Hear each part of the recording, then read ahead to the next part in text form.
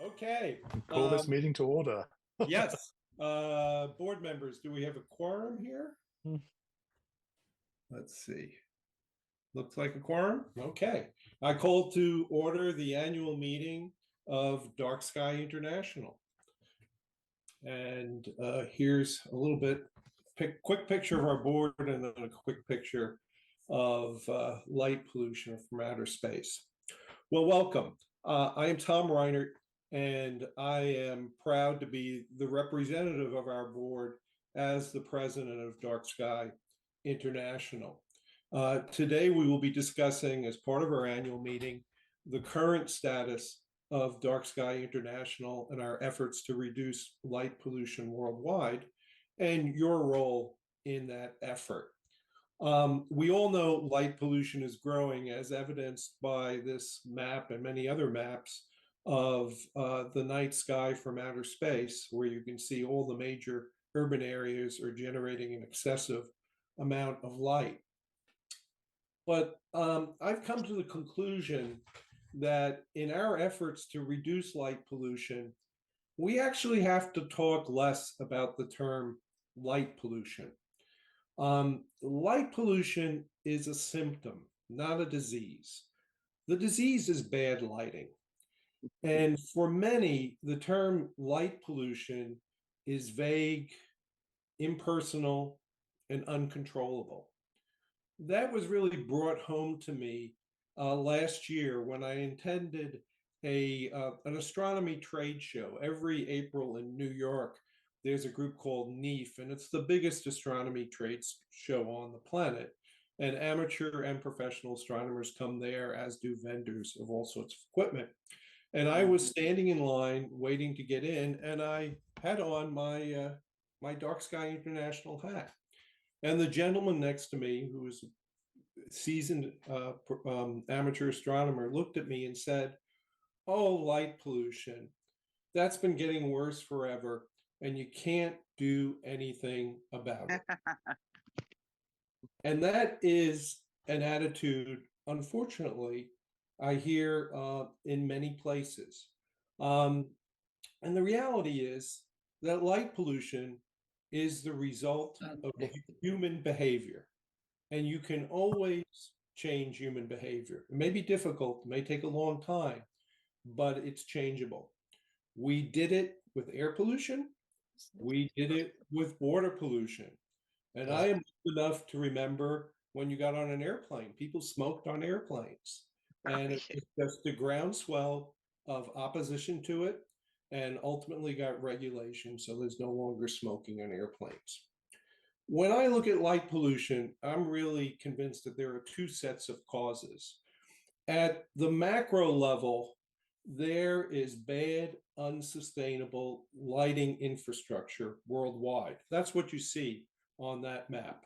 It's mostly public infrastructure, street lights, but it's also a lot of corporate or commercial infrastructure, such as excessively lit commercial buildings, parking lots, signs.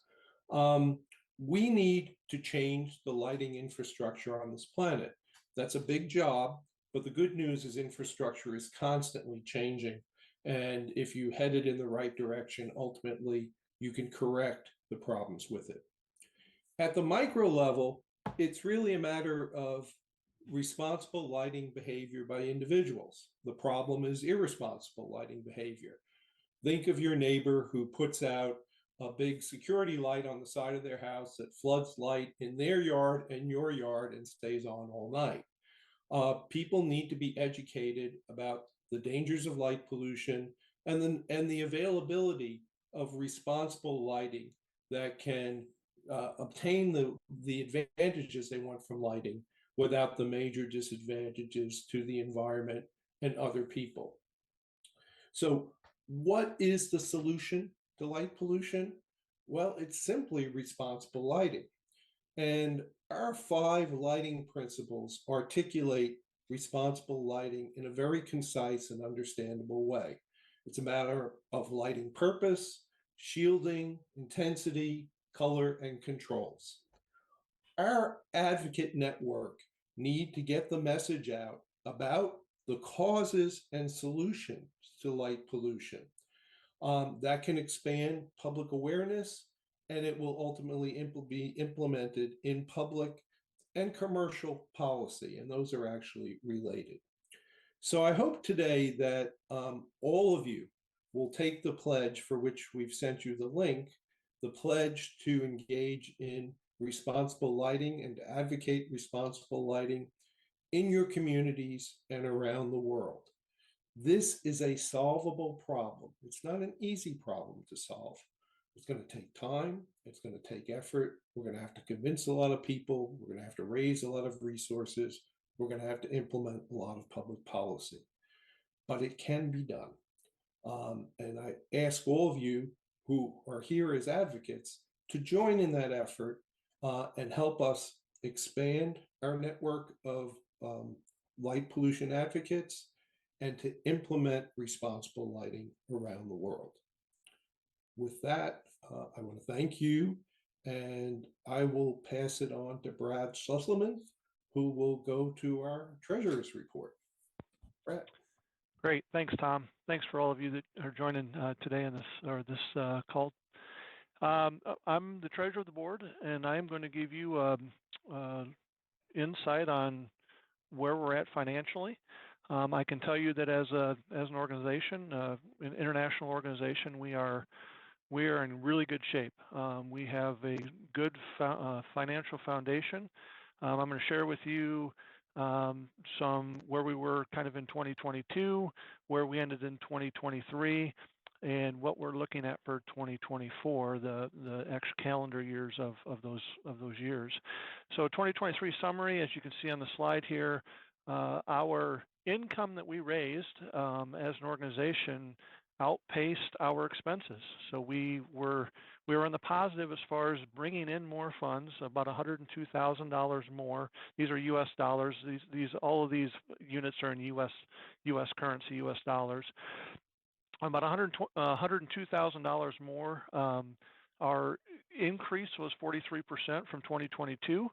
As far as the health, the financial health of the organization, we feel really good about where we're at, as the number 2 bullet here indicates that one of our goals as a board is to make sure that we maintain a financial reserve equal to 7 months of operations. So if the funds don't come in as expected, we still have a reserve there to pay our bills and to function as an organization. And so we do. From the end of 23, we had $847,000 in a financial reserve and unrestricted availables. And so it's very, very healthy operating revenue. Next slide. So if we look back at 2022, we essentially, our income for 2022 is about $1.4 million total in overall revenue. In 2023, we finished at about $1.9 million. So we had about a 40% increase in collected funds. Our expenses also increased, and that is largely due to the organization we're going to see in the next slides, due to the staffing that we've done.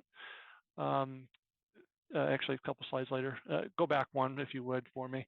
So I'm going to break it down. So of the $1.9 million that got brought in 2023, over half of it is because of folks like yourself, folks that are individual givers that see the value in what this organization is doing, that is on the same mission that the rest of us are, as far as of reducing light pollution and doing better at good lighting practices. And so you can see, it's about half the income coming in. Then we have some corporate giving. We have some restricted donations. I'm going to talk more about these restricted donations here in a little bit, but there's a pretty good chunk there. And I'm going to talk about how that factors into this whole thing as we get into the next few slides. So the next slide is our operating expenses for 2023. Like I said, we finished just over $100,000 in the positive as far as more money coming in than going out. The biggest chunk of that is in personnel. So in 2023, we had 10 full-time staff that essentially service the world. Not a large number of bodies, but a very good, eager bunch of bodies that want to attack this light pollution model from a world standpoint. But the personnel expenses are the largest chunk of that, just under $1 million. And then we also do some contracting services with others that help the staff with various things. And so a lot of that 568,000 goes to a lot of those consultative sorts of areas. Next slide. So if we look at the breakdown of the 2023 assets, you can see the biggest chunk from 2022 to 2023. The biggest chunks in both of those are the donor restricted funds, and what those go to.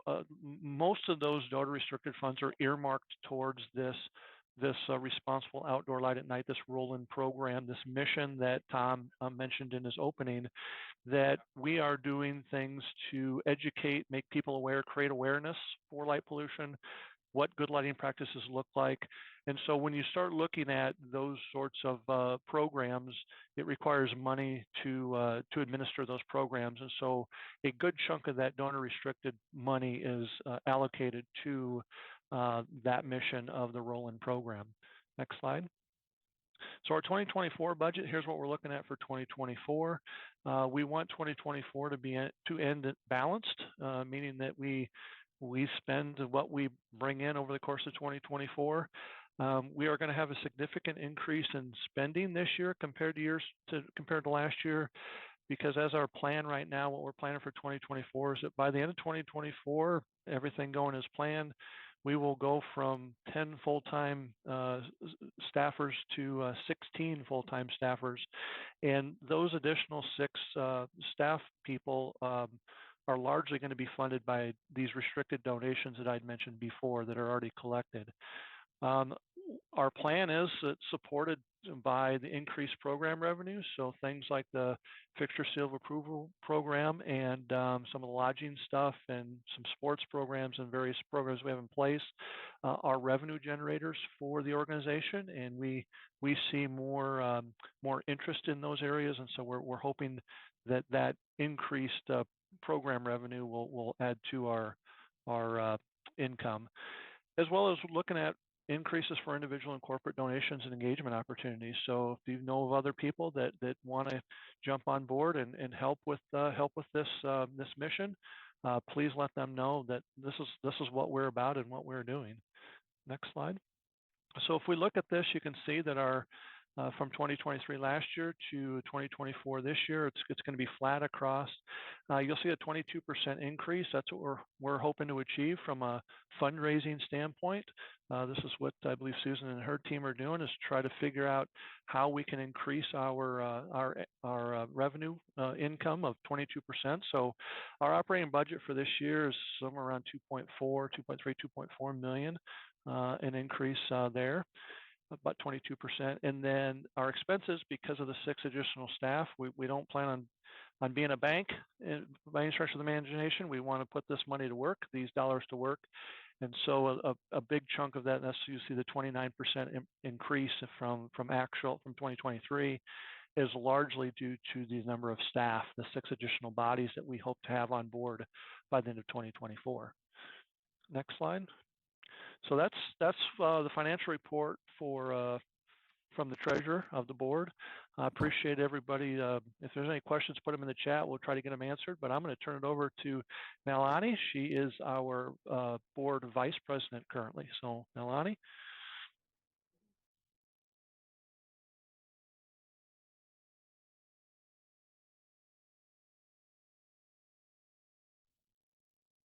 Thank you, Brad.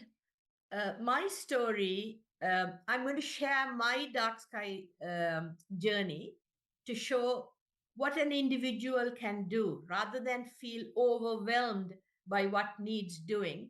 This is an unusual situation where we are advocating for the night sky, which is a shared resource for all of us living beings. And also we have shared it with 10,000 generations that have gone before us. So, and then we can get very overwhelmed by the fact that it's a big job. But really, light pollution, unlike the other forms of pollution that Tom mentioned, water pollution or air pollution, it doesn't accumulate over time. And it can be easily eradicated, not that we want to eradicate it by switching the lights off. So it is a much more controllable solution. And also it's a pollution that individuals can do something about. We could start by just controlling the lights that are in our houses or within our purview. But my journey was triggered by the groundbreaking 2016 New World Atlas of Light Pollution. That was the very first time I became aware of light pollution. And I was really shocked by the statistics. I couldn't believe that a third of humanity could no longer see the Milky Way, because it was something that I could see any not time of the week when I wanted to from my holiday home, uh, 35 minutes from the biggest city in Auckland, the most light polluted city in Auckland. So this was the start of my journey, and it's led me to work with a little island and get them accredited as a dark sky sanctuary, which was the third dark sky sanctuary for IDA, for Dark Sky International. And it was quite a doable job because it was a remote island. It had a population of less than 1,000 people, and it had no street lights. So it was a very quick journey to get to the other side. Then once that was done, my husband's Welsh, we have a home in Wales. We were holidaying there when the Galloway Dark Sky conference came up, and I decided to go to the conference, and I was asked to speak about my experience. So in researching for that talk, I compared New Zealand with the UK because we are geographically about the same size. Of course, they have a much larger population, 13 times our population. And this is the map I saw as part of my research. So there's the UK, which is heavily light polluted, and there's New Zealand, which in comparison is not light polluted. And in Wales, where there are lots of dark sky places, it was still not quite as dark as New Zealand. So I sort of made a statement at this talk saying New Zealand could become a dark sky country. And John Barentine from Dark Sky International was a keynote speaker at the conference. And he asked me, "You mean a dark sky nation?" And I said, yes. And I thought, this is a viable proposition.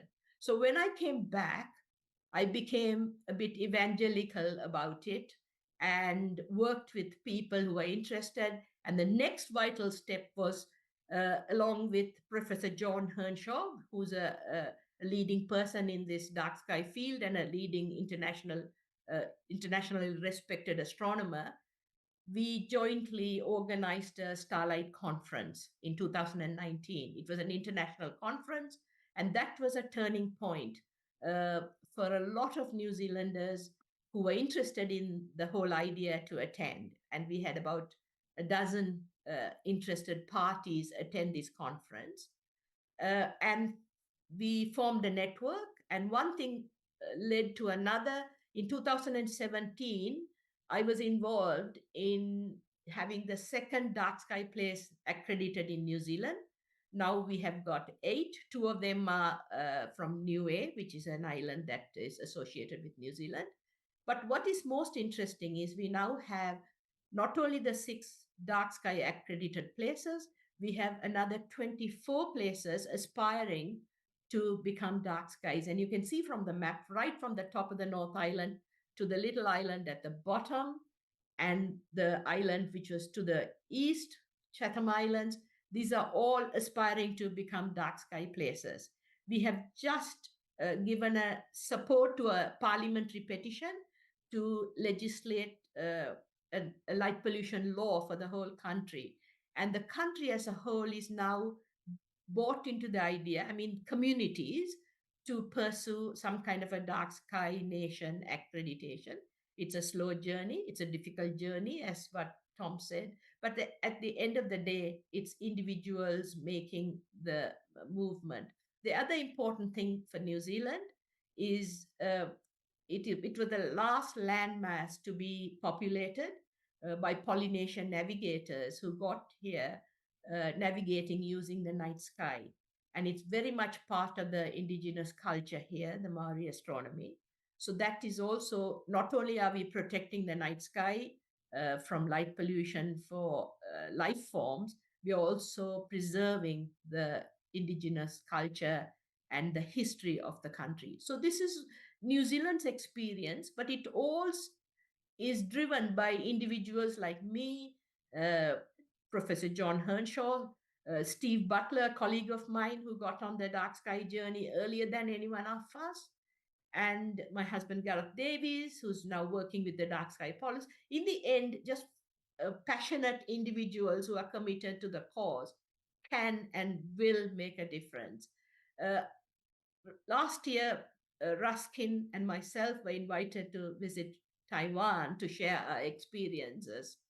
And we met with Ashu Lin, who's leading the drive there, and his people, and they're just as passionate. They have the similar vision. They've got one place accredited. There's another place in the process, and this is a journey they're on. So the main point I'm trying to make is, however bigger the problem is, it is a very controllable form of pollution, and it's just individuals like you and me who make the difference. So this journey has now led me to be on the board of Dark Sky International, because the issues we face are universal, and the resource we are trying to protect is globally shared by all of us. So that's my little story to illustrate how a bias for action is required, and it helps. Thank you, Nalani. I think we're going to turn to Ruskin. Well, thank you, Tom and Nalani and Brad. That bias for action is something that I can see is inherent in all the advocates that I have met over my journey over the last 5 years. Many of you are here. Lucas from Switzerland, I was with in Austria earlier this year, and Achio was in Taiwan. It's really, we take a lot of inspiration for all the work that you are doing. I wanted to share a little bit about my personal journey and Sarah, kind of a mea culpa over something that happened over the last few weeks and months, give you a sense of what really all you have been doing over the last year, and look ahead to the next year and beyond in terms of where we're going as an organization and as a movement. And for myself, I've been part of DarkSky now for 5 years, and I can really say the organization is a very different organization than the one I joined 5 years ago. We are more vibrant in our advocates around the world. We have an incredible board that is reflective of the global community, and we have a great staff who is here to support and help you in all this work going ahead. When I joined 5 years ago, I knew absolutely nothing about this. I knew nothing really about astronomy or light pollution. So I would have thought earlier this year, when I was facing a little problem, I would have been better positioned to deal with it. Some of you might recognize this. This is a pack rat. When I moved to the Sonoran Desert, I got to know this little creature who is an inhabitant around my home. Those of you who know pack rats know they like to build middens. They like to collect material over many years, and they like to pack it away. It turns out one of the places they like to pack it away is in vehicles. I learned that pretty quickly when I moved to the Sonoran Desert, since we didn't have a garage and we parked our cars outside. And I remember one morning going out and the car wouldn't start, and I popped the hood and there was a massive pack rat nest in there. I thought, oh my goodness, what am I going to do? I took it to the car dealer and several $1,000s later, I was able to drive the car back home. I parked it outside overnight, and the next day I got up and lo and behold, I couldn't start it again because the rats had come back. Now, one of the ways that you can fight those rats is by putting lights under your car, which I thought, great, I'll put a light under the car. And that worked really well for a while. But as an advocate of dark skies, the last thing I wanted to be doing was spewing all that light around, particularly if maybe I was away and I'd forgotten to remove the light and it was coming on the timer. So my wife and I finally bit the bullet and said, look, we have to build a garage. We have to have a place that we can store our stuff. We can't afford to lose any more of this. And this is my wife and our contractor on the first day of construction. And many of you know that to get to the first day of construction, you have a very long journey. And in Pima County, one of the things you have to do is comply with the lighting ordinance, right? I thought, well, I've got this, right? I know enough about this. I've learned about this over the last 5 years. I should be okay here. And this is the 2012 Pima County lighting ordinance. It's a pretty complicated ordinance. It took me 2 attempts to get my lighting plan passed, in part because I had this mismatch of lights that were out there that I didn't know what the lumen count was. I didn't know what the light in the pool was, or who knows what that old barnyard light was. So just the process of complying with the ordinance was very, very challenging. And then there came to the point, okay, we're going to put lights on our new building. And the first lights, you make lots of choices when you're making anyone who's been involved in construction. And we didn't have much time to make smart decisions. So I picked something that looked like it would be okay off one of the online sites because they were cheap, and I put them out there, and I thought the minute I put them out there, I can't live with these. They had bare bulbs hanging down beneath the shield. I think I have to have these removed. I have to replace them. And of course, particularly as we had a staff meeting coming up and people are going to be out of my place, this is not the sort of impression I want to leave my colleagues with, that I can't figure this out. So of course I did what I should have done all along. And I went to my local store and I purchased some DarkSky approved fixtures. And as you can see from this, the glare is gone. I share that because this is the bad photo of the view from my neighborhood, and it really illustrates the sort of problem we have. You can see some of the glary fixtures in the distance from individual neighbors with maybe wool packs, and you can see, in fact, the sky glow over Tucson. And if you waited long enough, you could see the satellites streaking past. In fact, during one of the recent meteor storms, I went outside for about 10 minutes and I counted meteors and I counted satellites. And the meteors were just ahead in 10 minutes, but only by one. So we're profoundly changing our environment. And as a reminder, the natural state of being for 15.4 billion years was dark nights and light days. And that only really started to change when we came on the scene. And now many of us live in cities that are so bright that they've obliterated all but the brightest of stars. So what does this mean? And really, this is the challenge that Tom was alluding to. How do we tackle this and how do we turn this around? Clearly, it's a global issue. I won't spend a lot of time on this with this community, but I did want to remind people that 83% of people today live under a light polluted sky, 99% here in Europe and North America. And it's growing. A study, Connie Walker's with us, and Chris Kyber, a great DarkSky advocate through their Globe at Night network, were able to demonstrate over the last 11 years, it's been growing about 10% per year for the past decade. A little bit higher, more in North America, a little bit less in Europe, but the average across the globe is 10%, even in places that are already populated. So essentially, light pollution is out of control. This is at the core of our strategy, a new strategic plan that we shared with many of you last year. The problem is light pollution is doubling every 8 years. It's impacting biodiversity. It's wasting energy. It's contributing to climate change. And it's driving one of the drivers of the public health and equity issues that we have. Light pollution really does impact quality of life. Just as quality lighting can improve it, bad lighting takes it away. Our strategy for the next 5 years, our strategic plan, is really about reclaiming the dark through 3 primary initiatives, through the critical role that DarkSky policies will play, the work that Nalani was talking about, trying to move New Zealand to a point that it has national laws on this, by really building up our DarkSky approved program, providing incentives and recognitions for best practices in the field so we can start to demonstrate that this can be done. In fact, far from taking anything away, it just actually enhances the built environment. And critically, through collaboration. We are small and mighty. We believe we have messages and tools that can resonate with others, and we want to integrate light pollution solutions into global conservation initiatives and industry best practices.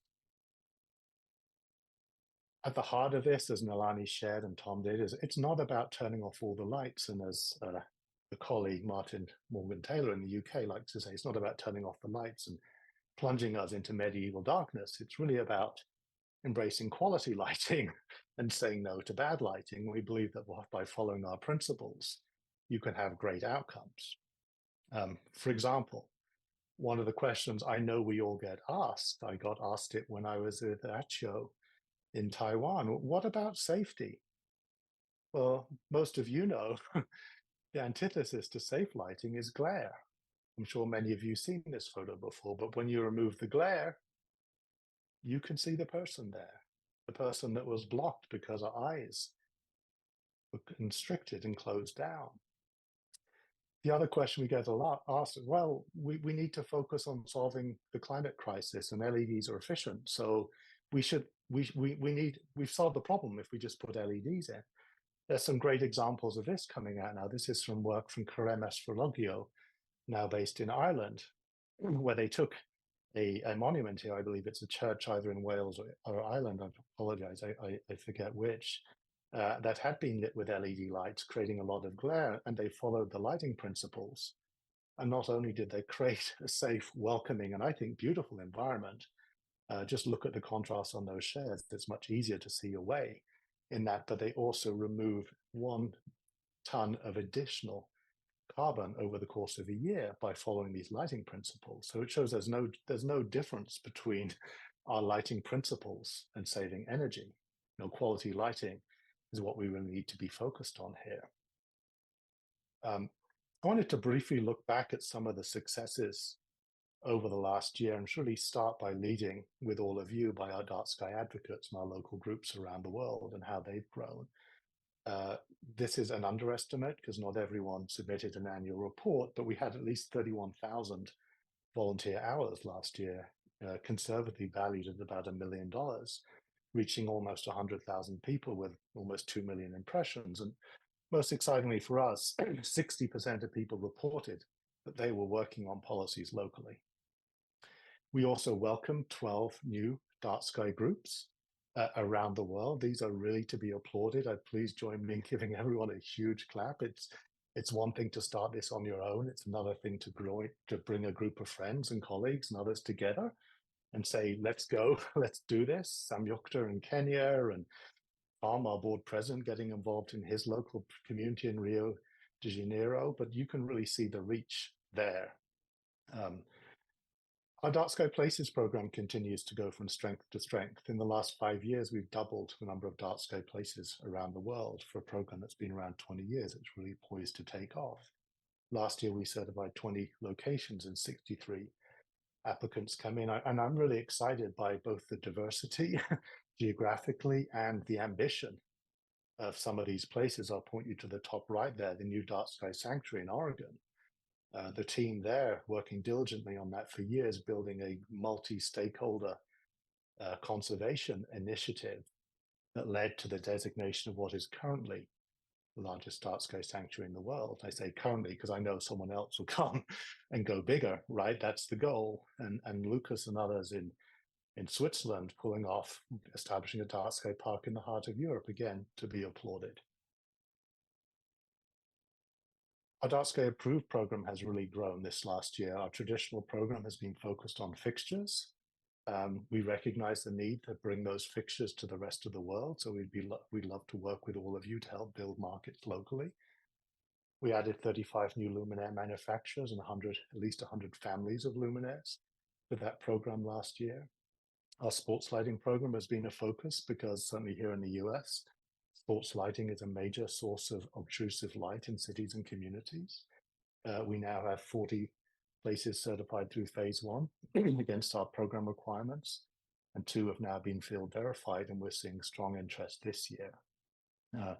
And late last year, we launched our new DarkSky Approved Lodging program to provide opportunities for quality operators in DarkSky locations to show that they're also embracing quality light. We now have 5 sites certified. Not all of those have been announced, and we have 80 that have expressions of interest around the world. We really hope this becomes a useful tool for all of you to build awareness in your communities as well. And then for the visiting public, these are places they can look out. I wanted to touch briefly on collaboration, since that's really at the core of our strategic plan. Just to say, I have really enjoyed visiting with many of you in Dubai and mainland China and Taiwan and Austria, and bringing in people from Fish and Wildlife Service. And I would say, compared to even when I joined 5 years ago, we are getting more invitations as an organization to participate in events outside the astronomy field than ever before. The one on the bottom left, this is the first time the US Fish and Wildlife Service here in the US has asked the question about, well, to protect migrating birds from gliding revisions, we really need to tackle this issue of light pollution. We're seeing similar initiatives in Europe, where Europe is in discussions about including reductions in light pollution and increase in dark sky places as part of their biodiversity strategy. And the last one I want to mention in terms of our work over the last years is a lot of our focus will continue to be on ground-based light solution, but we have one eye on what's happening overhead with these satellite swarms, these mega constellations, with plans underway to maybe ring the Earth with 100,000 satellites by the end of the decade. In fact, the Federal Communications Commission here in the US is now looking at direct-to-cell phone communications, which will lead to further proliferation. Again, we're not opposed to these. We want to make sure they're done in a way that is responsible and protective and has community public input engagement. To enforce that, we did for the first time in our history make an appeal to the US Court of Appeals over a ruling that the Federal Communications Commission had made around licensing the second generation of Starlink satellites. That hearing was heard in early December, and we expect to have a ruling on that by the middle of this year. We'll certainly keep you posted. So briefly, just looking ahead, I put this out here and I wanted to come back to my story, right? Some of this stuff is hard. The technical language is hard. What's the difference in a lumen and a foot candle and a lux and a candela? Some of the ordnance language that has been written is complex and hard. It can be just tough to do, even if you want to do the right thing, as my story shows, it can be hard to do the right thing. And I think part of our goal is we really need, as we build these collaborations and alliances, we need to up everyone's education, but we also need to focus on making it easy and accessible. Some of the ways we're planning to do this, our strategic plan has a 5-year time horizon. So we're really focused on where we need to be in 5 years and identified the first steps. On our policy work, it's really all about getting regions to start developing dark sky campaigns to put policies in place, and we want demonstrations and proof of concept that this can be done within the next 5 years, that people can start to turn this around. This year, we have our now global database of light pollution policies and laws is in the final stages. We expect that will be launched in the next few months. We are working hard initially to replace the model lighting ordinance with US state and municipal templates that will come out in the next few months. We then hope to work with many of you around the world to localize those to your local conditions. And of course, we will continue to update our annual State of the Science report so that our policies can be grounded in facts.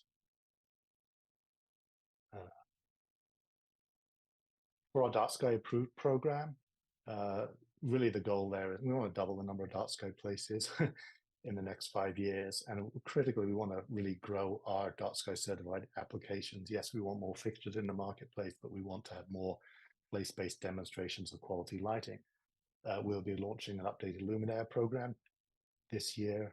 We are proposing some minor updates to our dark sky places program that we think it will make it more accessible and simpler for many people, and developing new recognition programs building on like the work we've done with our sports lighting and lodging program to provide incentives and recognitions for other applications out there. Collaboration will continue to be a focus for us, and we hope that over the coming years we'll have some great new announcements to announce, like our collaboration with Audubon and our collaboration with the Illuminating Engineering Society. The one thing I wanted to point out by here, there's a growing global movement that we need to protect 30% of the planet by 2030 for nature. Many governments have embraced that. And my belief is we also need to remind everyone, as the National Park Service likes to say, half the park is after dark, or as we've said in the past, every day needs a night. So we want to make sure that night sky conservation and conservation of natural darkness is part of that conversation, because too many of these places that have been protected, we know from the studies that have been done, of obtrusive light and sky glow bleeding into them. So really the goal here is to bring our principles and practices into the work of other organizations working in allied fields, including both the environmental groups and, to Tom's point at the start, really see if we can get leading businesses to embrace this in the same way that they've embraced goals around energy reduction and water savings.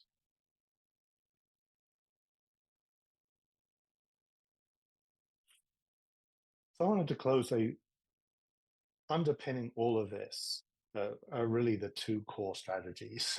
And this is where you all come in. And the first is really the critical need to grow the dark sky movement. We need more people being advocates in their local community. And then our work with all of you is to strengthen your capacity through the Roland program, through these approval programs, and through creating those connections. And that's going to be a lot of our focus this year. We do this because of your support, and we do this to support you. And it is incredible to be part of this global community. I certainly have had a warm welcome everywhere I have gone. So I'd encourage you to join part of the advocacy community, get involved with that, go and meet some new friends, other places. And as one final request, I wanted to do this. Dark Sky Week is coming up, and as Tom shared at the very start, one of the ways that we think we can help grow the movement is get more people involved in Dark Sky Week by taking simple actions, pledging to support our 5 lighting principles and getting involved in this. So please participate in this, share it with your friends and neighbors, and let's grow this together. And again, thank you so much for spending some time with us. I wanted to just end by acknowledging the incredible work of our small and mighty staff, Chris, Drew, Brian, and others, Susan, others who have put this together. And we're all on the website. We look forward to being in touch. Thanks so much. Thank you. And with that, we'll bring the annual meeting to a close. Thanks again.